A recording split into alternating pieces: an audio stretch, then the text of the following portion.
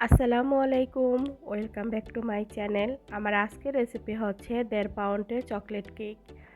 আর এই কেকটা তৈরি করেছি আমি 3টা ডিম দিয়ে আর চুলায় তৈরি করেছি।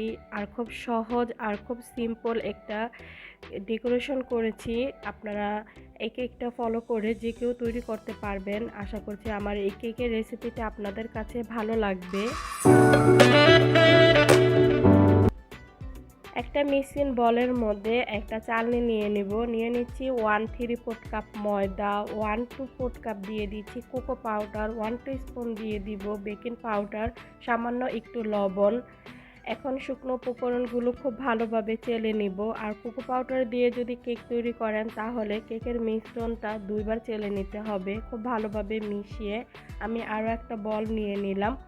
এখানে আমি স্বাভাবিক তাপমাত্রায় 3টা ডিম নিয়েছি। আপনারা চাইলে ডিমের হলুদ আর সাদা অংশ 2টা আলাদাভাবে বিট করে নিতে পারেন। আর এখানে দিয়ে দিচ্ছি 1/3 কাপ চিনি।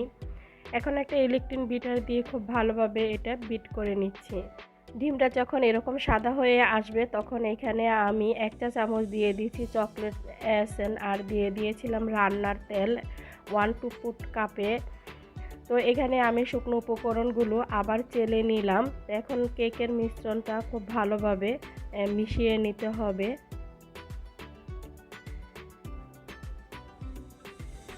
মিশানো হয়ে গিয়েছে, দেখুন ব্যাটারটা কীরকম হয়েছে, এত পাতলাও না আবার এত ঘনও না। তো আমি একটা কেকের মোল্ডের মধ্যে বাটার পেপার বিছিয়ে একটু তেল ব্রাশ করে এখন কেকের মিশ্রণটা ঢেলে নিয়েছি। তারপরে একটু ঝাঁকি দিয়ে নিতে হবে। তারপর আমি এটা চুলায় বেক করার জন্য দিয়ে দিয়েছি।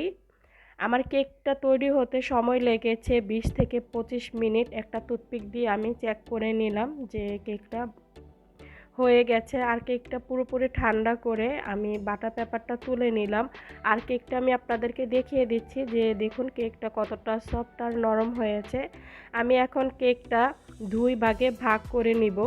আপনারা চাইলে 3 ভাগও করতে পারেন। আমার ভয় লাগছিল 3 ভাগ করতে গিয়ে যদি আবার ভেঙে যায়। এখানে আমি 3 চা চামচ চিনি আর 3 চা চামচ পানি নিয়ে একটা আইসিং সুগার বানিয়ে নিয়েছি। এখন বোর্ডটার মধ্যে আমি কিছু কাগজ বিছিয়ে এখন আমি কেকটা ডেকোরেশন করার জন্য নিয়ে নিলাম। আর কেকটার মধ্যে এখন আমি সেই চিনি গলানো পানিটা দিয়ে দিচ্ছি। দিয়ে এখানে আমি হুইপ ক্রিম বিট করে নিয়েছি। তো ক্রিমটা আমি প্রথমে লাগিয়ে নিচ্ছি কেকটার উপরে।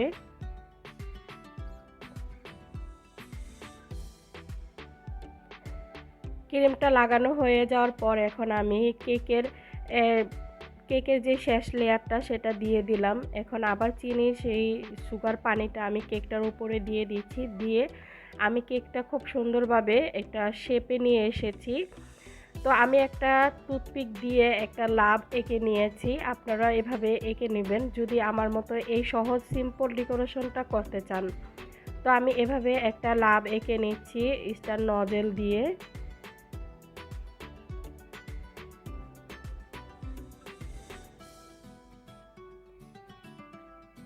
আমি এখানে চকলেট গানাশ তৈরি করে নিয়েছি। চকলেট নিয়েছি আর সামান্য একটু দুধ নিয়েছি, নিয়ে মাইক্রোওভেনে দিয়ে এটা আমি গলিয়ে নিয়েছি। এভাবেই চকলেট গানাশটা তৈরি করতে হয়। তো আমি চকলেট গানাশটা পুরোটা কেকের মধ্যে দিয়ে নিয়েছি। আর এখানে আমি কিছু ফুল এঁকে নিচ্ছি। ক্রিমটার মধ্যে আমি সামান্য একটু রং দিয়েছি ফুড কালারের। আপনারা চাইলে অন্য কালারও দিতে পারেন। তো দিয়ে আমি এভাবে ফুল এঁকে নিচ্ছি।